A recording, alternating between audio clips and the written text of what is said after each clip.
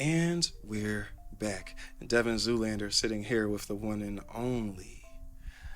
Just forgot your name for 2 seconds. Oh my gosh. LOL. Oh my gosh. Sorry. Taiece Brooks. I'm sorry. Taiece. Let me stop saying government. It's They me. watch it. Right. All right. So yeah, it's the Ty channel right now. Ty Chi, all that stuff. So, Ty, when we last left off, we were having a conversation about I can't keep stealing this woman's term, but I like the way it sounds. The democratization of media, and we were Yeah. talking about the dangers of whether it's a political election or whether it's a bill about abortion rights in Texas or whatever the case is.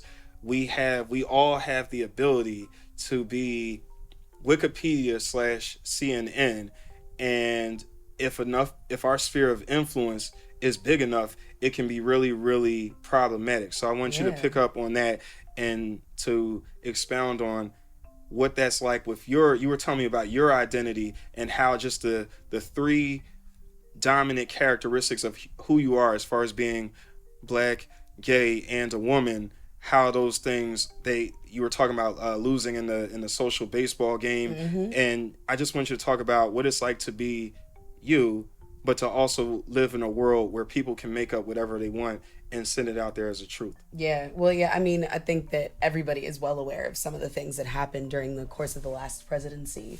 And the fact that he was able to spread such a wealth of information that was biased and not true, and it was hurtful, it was damaging to the reputations of so many different people. And I think that it's really difficult to live in a time, especially as someone like myself, like, right, sure, I have the same access to TikTok, Snapchat, Instagram, Facebook that millions of other people do.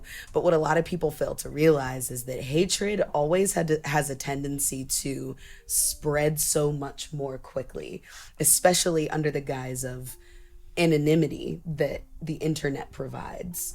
So you can go in, like, for a time, even I was in middle school. For several weeks, it said that my friend Dee Dee and I were the inventors of bagel bites because we changed it. So, I mean, in the blink of an eye, I'm a multi-million-dollar net worth CEO who invented bagel bites. Right. And I don't think that people realize just how easy it is to spread that kind of misinformation. I am not a bagel bite. So if people say, you know what I mean? Right. Like it's innocent and it's stupid in that capacity. But the fact that we still have that same kind of access all these years later to be able to say and do whatever we really want to in the faces and in the homes of people, in the palms of our children, in the minds of our spouses, it's absolutely detrimental, not just to me, but to any other subsect of society that doesn't identify as white, straight, male. Like, so yeah, I mean, it's kind of it's a weird space to have to exist in, to have to see misinformation all the time. Right. And then I think, without getting overly political here, but then I think about the celebration about ushering out, getting one person out of office that was problematic, but then bringing someone in and throwing so much support around the person, not so much as, hey, I went into the voting booth and I did what I had to do, but almost with some people it's just kind of like the jumping up and down. And I get it, if Trump is the worst nightmare, then it's like, all right, that nightmare is open. But if you're bringing someone in and it's still another old white man that thinks the same way, that has his own past as well, then it's just like, for me, it's kind of like someone like playing a game and somebody has a highlight play in the first quarter and they're just like really jumping out and down, but they have this elaborate touchdown dance. It's not just like, oh, all right, here you go. Yeah, No, they're doing the Cupid shuffle. Yeah, they doing the most. And I just feel like we have that, especially if we can isolate it to black people. We have something like that happen where we get, I'll cancel a student loan debt, or I'll do this or that, or I'll enact the George Floyd law, whatever it is. And then you just start looking and it's just like, all right, so what's up with that? Remember what you told me? And it's just kind of like, yeah. Well, the economy's really struggling and this COVID thing happens, so I'll get around to it. Yeah. Yes, absolutely. I totally feel where you're coming from. And I really don't think, I mean, in general, as someone who is black, obviously black too. Yes, that. yes, Like, that matters. There is no questioning what side of things I fall on, because I'm very straightforward. And I think even the way that I present myself physically and from like an aesthetic standpoint, you already know what I'm about. Yep. Yep. So it's like I didn't want to have to vote for who I voted for. I feel that. And I didn't want to have to be put in the position. Like it was a real Sophie's choice. Like there's no matter what, there is no right answer. Nah. There is no wrong answer. There are some answers that are stupider than others. Yeah. And that's kind of where we're at. Like we have to, and it's so annoying to me that we have to weed through the garbage and we have to weed through the bullshit and we have to say, okay, well, I would much rather deal with your issues than to deal with your issues. Right. So you're picking between problematic candidates. Like I don't understand. Like I don't understand. Like, do they have to go through some sort of like psychological assessment before they can run for president? Do they have to undergo maybe even the same line of questioning that juries have to go through? And who is administering these like tests and quizzes and things? Like it never feels to me like we were included, because we never really were. Because this has never been about us. Because we weren't here when America was established, so we weren't their problem yet. Like there's just, I mean, we could talk about systemic racism till the cows come home.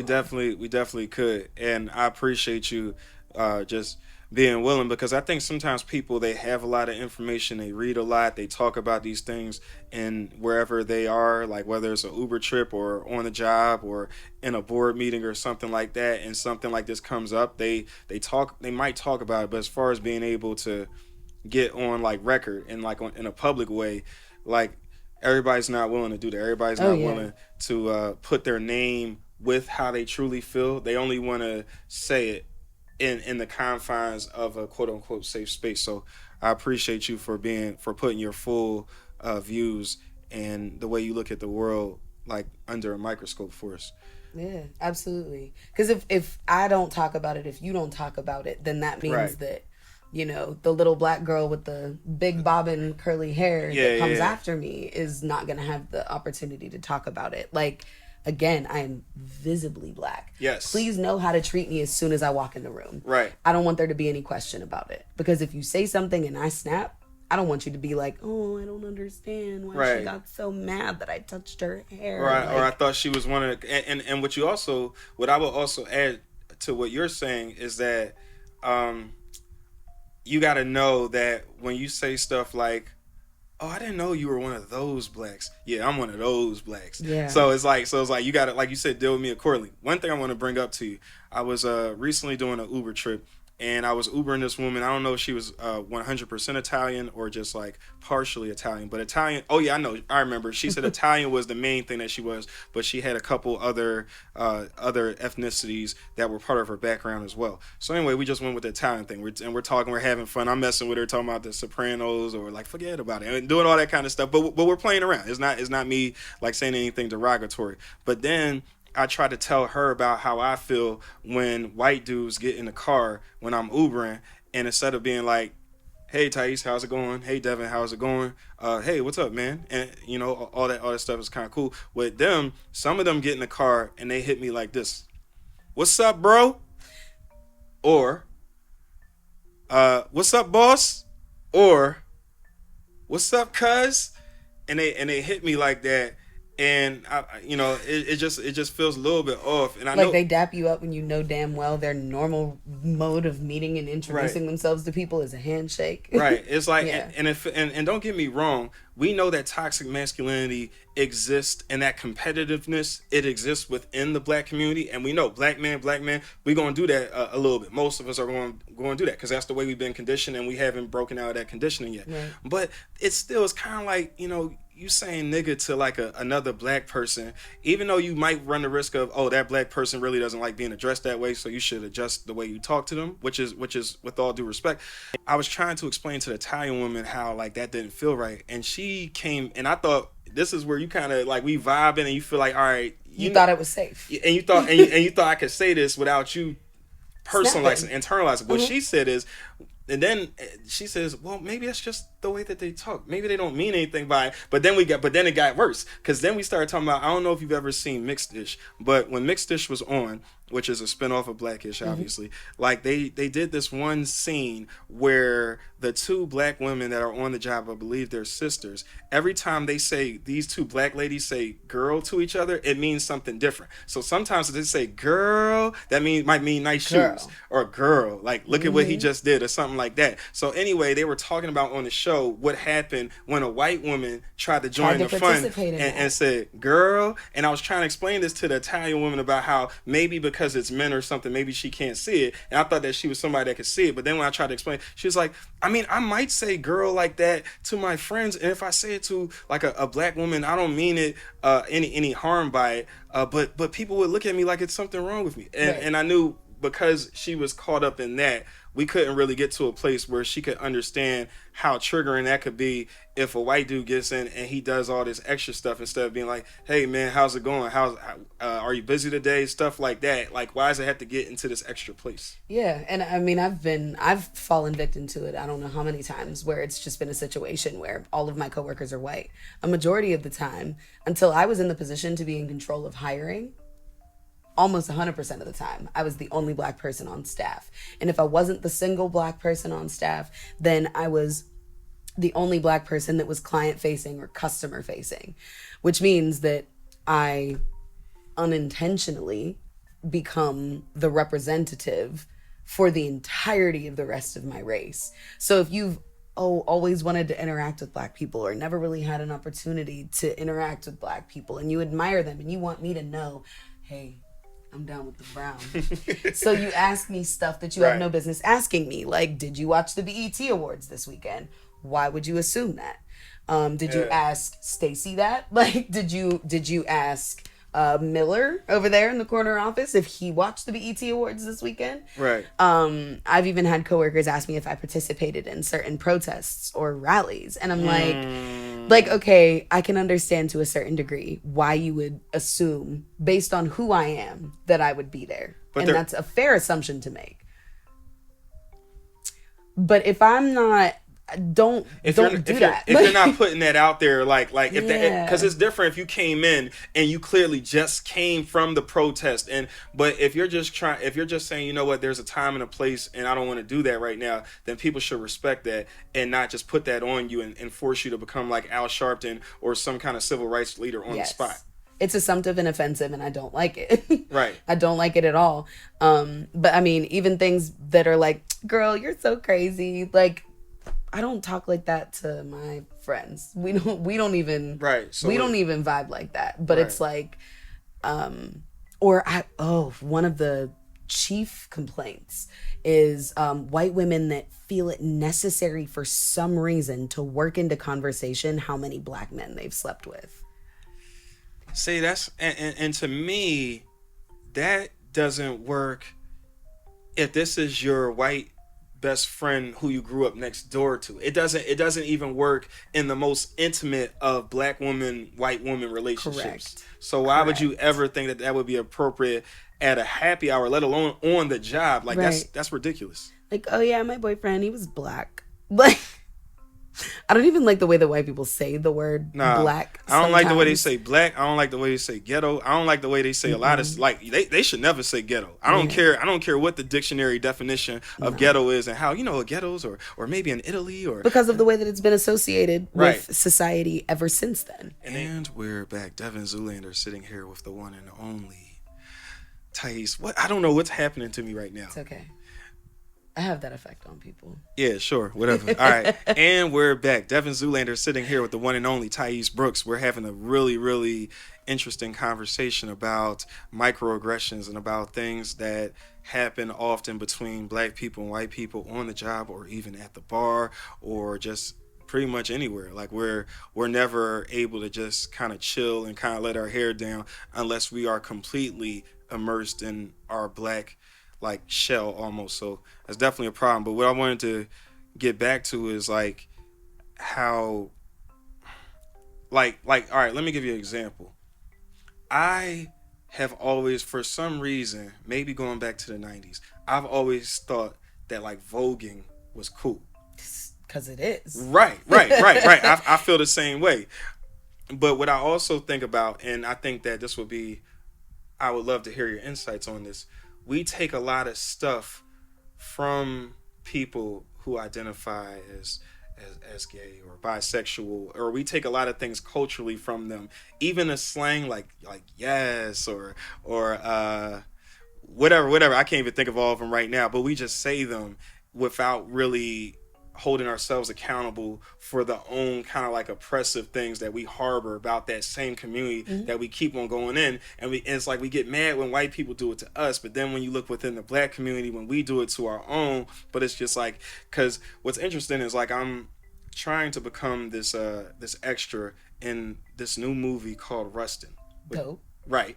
Based on Bayard Rustin, the civil rights leader that marched with Dr. King, that went to Cheney University, that also was a gay man. And he is someone that is mostly viewed, he's kind of seen and not heard, because the way he's remembered and immortalized in history is more of kind of like the sidekick, as opposed to the role that we should respect him as having. Just like you can't discount Langston Hughes, or you can't discount James Baldwin, or a whole other host of people that just happen to identify differently than what is normalized.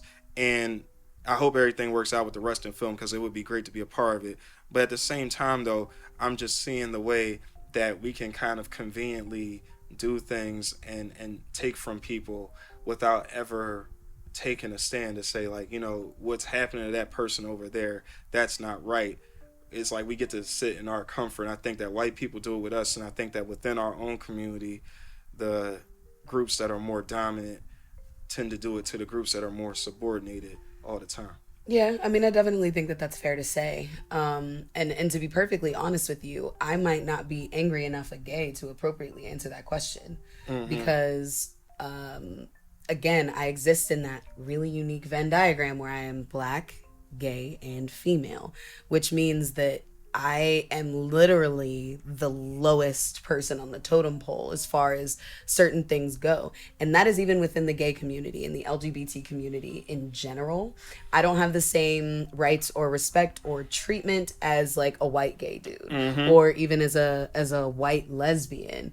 So the contributions that black lesbians have made to gay culture are kind of minimal.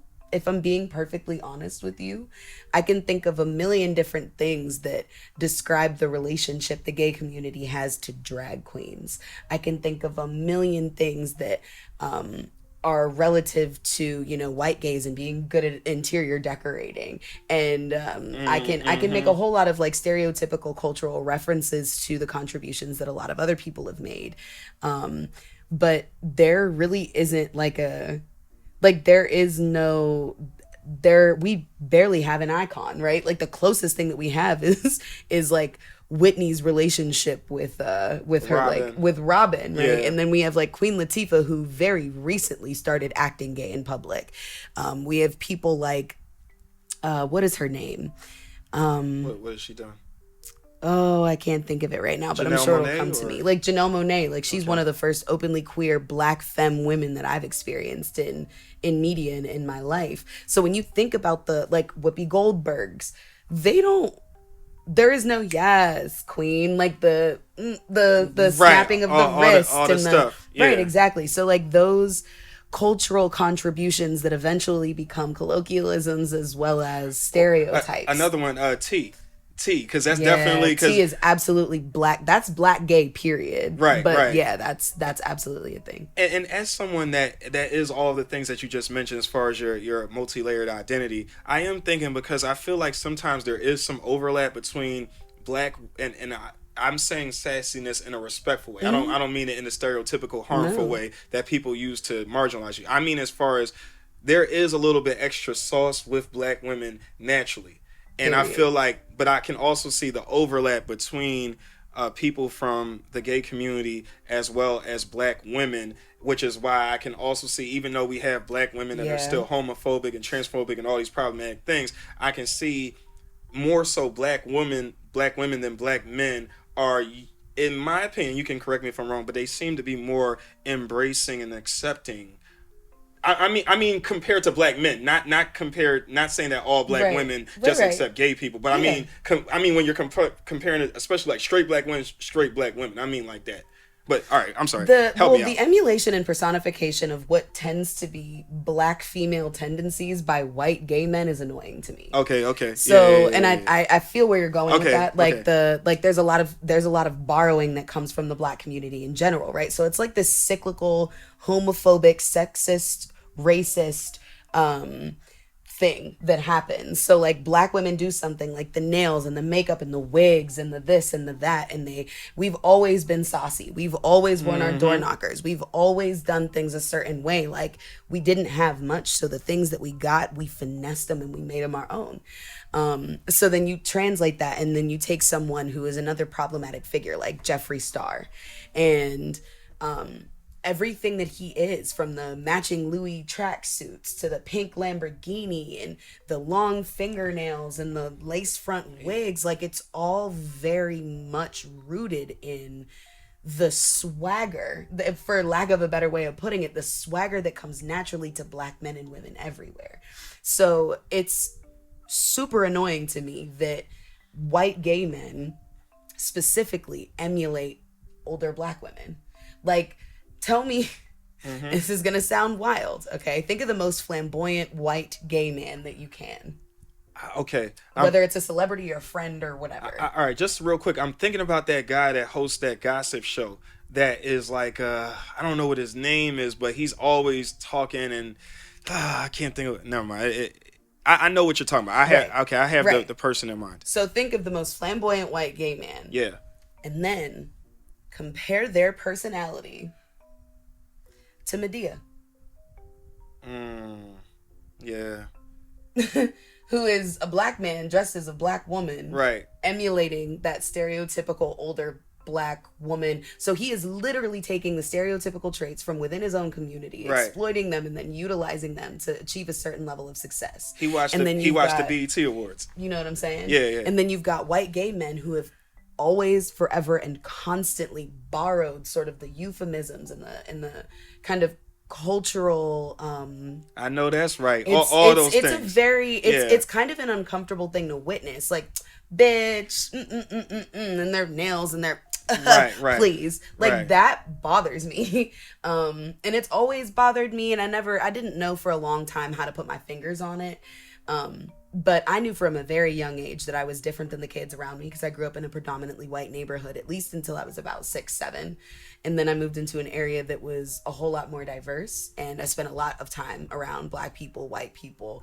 And that was pretty much it, because let's be honest, we live in Pittsburgh. Yeah, so, that's all it so is. that's really all there is. It's mostly salt, some pepper, and then there's some other stuff. Honestly, you're lucky if you meet an Asian person during your primary schooling. You're lucky. Oh, yeah, like yeah. I went to school. His name was Yeah. Stanley Pham. Stanley, if you're watching this, shout out to you, my guy. Because Stanley used to teach me cuss words in Vietnamese. Oh, man. And then he went through like a phase where he was like crumping and stuff, like trying to figure out his own cultural identity. And That's funny. but yeah, I love that dude, and I thought he was great. And he came to school, and he was there for a couple of years, and then he left, and I never saw him again. I never heard from him again, and I don't have any Asian friends now because I don't see them in the wild in Pittsburgh. Nah, like they only exist at the college campuses. Yeah. That's it. Yeah, That's in real it. life, And once you graduate, it's done. Exactly. Yeah. So I mean, it's like it's a very weird place to Yeah. be in, where a lot of the things that I'm about and the things that I do naturally, and even just like the sound of my voice, I know I sound like a black woman. Yeah, absolutely. Hell yeah. So I'm like, in a lot of aspects, for those things that are so indicative of who I am, where I've come from, who my ancestors are, and where they came from. Yeah. Them being bothered and turned into something to emulate as your way to put a toehold and commodify. grasp. Yeah. Like this is, I want to identify myself to the world as a gay man. This is the way I do it. Right. Which is it's weird. What I see is that there are men, gay or straights, because sometimes men are just more effeminate, and it has nothing to do with sexuality. It's just like just how they are. And I feel like I do understand that part, like how you just, if that's how you are, If that's what you are on the inside, that's just what it is. That's how your voice comes out. Your voice is high pitched, or maybe you're into this or that. Then I understand that. I think though it comes down to the mocking and the caricature type Yes. stuff, because if you are authentic to who you are, and you're just expressing yourself not in an over the top way, particularly if you're white, because I think we're, to be honest, the whole world is hard. This is not to say that they're not hard on gay women or other people in the community, but the whole world is hard on gay men to start with. In general, yeah. Because it's why we come at gay. It's why when you talk about black men and straight black men and Lil Nas X, it's why there's such a strong reaction to him. And but then when it becomes white, I think okay, I'm saying this respectfully. What might help some gay white men is if they can recognize the cultural differences between themselves and black people. And are you doing what you're doing just because you're being a gay man who is just naturally more effeminate, more sensitive, more and just different in the way that you express yourself? Or is it becoming like a cartoonish thing that can be like an SNL skit? Yes, absolutely. And I mean, think about gay idols and gay icons. I don't see anybody out here acting like Madonna, for instance. No, not at all. I don't see Nobody acts anybody like out Madonna. here emulating Madonna. Madonna's kind of weird. Like if you've ever watched her, They don't interview- emulate Lady Gaga either. No, No. they do not. No. But who they do emulate is Beyonce. Beyonce. Right? Janet Jackson. And Right. I don't mean at all to make a blanket globalized statement, because I believe in everybody's individuality and ability to be unique in their own beautiful way. And I encourage people's anonymity. I don't want to rob anybody of that. But if this is something that any of the listeners or viewers have never heard before, it is absolutely something that takes place.